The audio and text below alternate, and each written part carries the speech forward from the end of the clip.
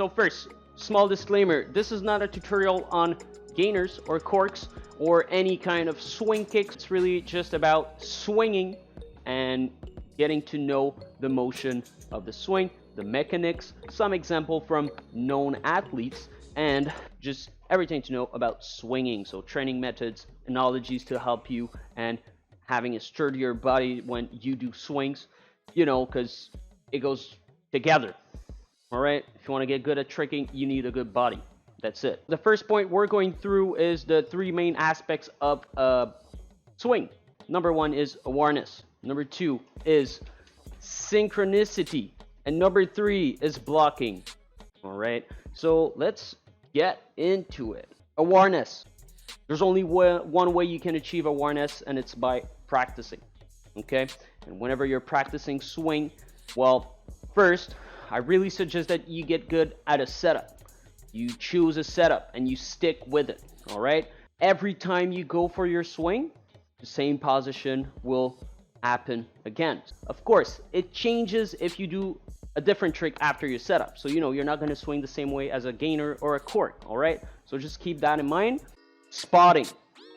All right, spotting is super important, and that's a super really personal aspect of it. Okay, so nobody's gonna spot the same thing. Okay, just like me, whenever I swing, I'll be doing something like I'll be going through the swing, I'll be looking where I want my leg to go, and then whenever I'm done getting my leg to my high level, well, I will follow my feet with my eyes, and my feet will go over, and therefore my eyes will follow. So if you put your eyes on your foot, you might see the ground faster. Make not only visual spotting, but also physical spotting. All right, so there's ways that, you know, if I get my arm this high, well, I know for sure I'm going to flip through. Okay, so yeah, just make sure you're comfortable with spotting. Take the time, and please don't close your eyes. Come on, you want to be aware of everything. All right, whenever you go for a swing, if you're looking for height, you want to get all these points to get more height. So let's get a look at my feet. Whenever I do that nice swing motion, I go into this position, and then whenever I swing up, you see, at this point, I push with my toes. So as you're pushing up with your toes and you're in this position and you want to reach more height, well, you push with your toes, but you can also get that nice little shrug out of your shoulders.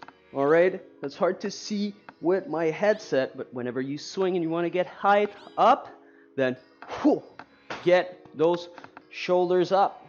All right, it's pretty easy. You're just like, what the hell you're saying about me, man? A good saying for this that I say all the time, man, whenever you're going for a trick, you want to be aware and use everything you can, from the tip of your toes to the tip of your hair. All right, every part of your body has weight. Okay, so whenever you're swinging something, don't just think, okay, I swing with my leg. No, you swing, you can use your freaking arms to get more height. If you just put yourself into this motion, not too bad. If I put my arms, well, I'm going backward. So this is just basic understanding that every part of your body has weight, so use it.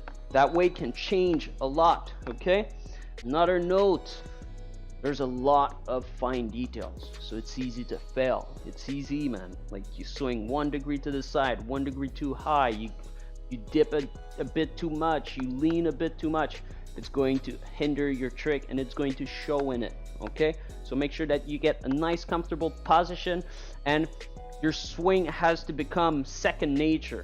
You want good swing, you need to synchronize every movement in your swing. Your arms and your legs have to sync together. Okay, that's going to give you the best weight transfer you can. Whenever you get into that position, the nice important thing about it is that you sync up your arms and your leg together. Okay, that's really important. Same thing for front swing. If you come from here, front swing, you sync that up all together. Okay, your synchronicity may change from setup to setup.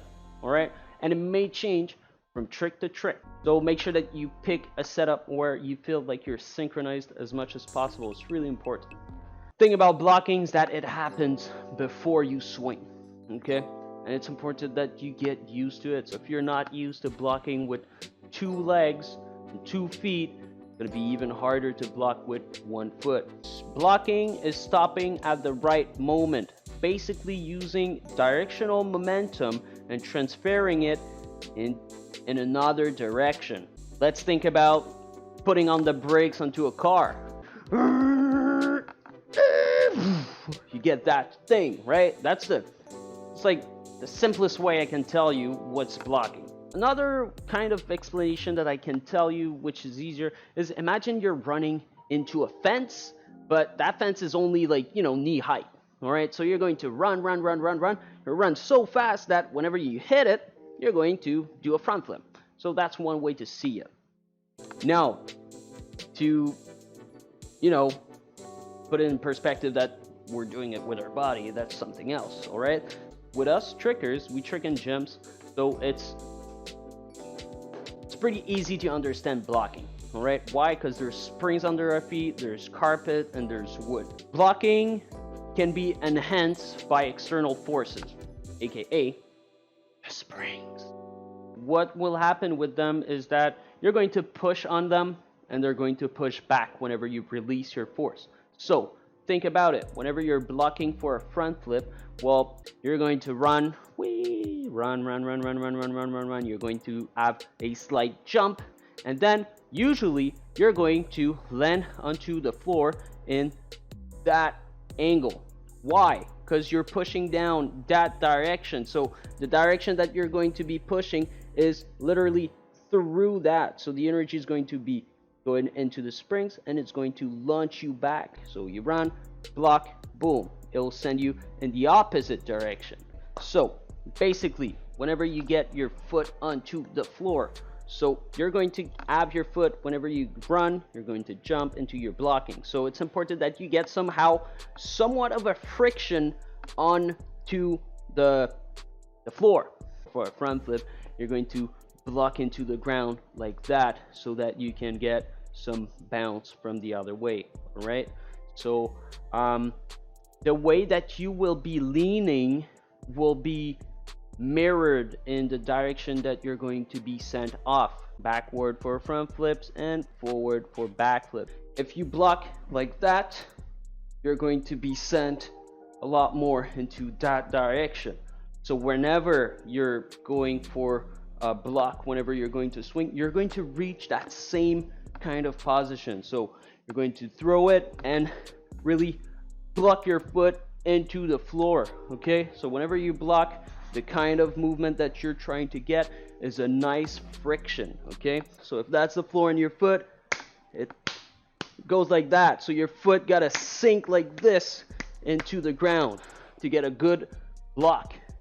Simplest way to test that thing is go onto a tumble track or go onto a trampoline, jump forward and just keep a sturdy position, neutral position. You're not trying to block or anything. I can guarantee you that if you jump forward on the trampoline will send you back from where you came from, all right? And that is if you just hold yourself tight, okay? Same thing, if you jump backward, it's going to send you forward. What you need to get a good block first is speed. You need good speed. You need to be really tight, and you need to have some really nice capabilities to gauge the timing of it, all right? And what does blocking add to your technique? Well, first, it can add height, it can add speed, and it generates a lot of momentum. So it's really important that you know about it, okay? Blocking is not just something from your legs. You gotta be compacting throughout your whole body so that your body can achieve a level of inertia whenever you block. All right, so you gotta make sure that you got good abs, that you got a nice tight body, okay? All right, thanks for watching this episode of Swing Theory. Yeah, The stream was so long and had so much content that it was really hard to make it fit into one nice light video. So I'll be releasing 3 episodes. The second one would be about the analogies, and the final one will be about training methods, all to get better swings. So I'll catch you on the 2 other episodes. Pew, pew, pew, pew.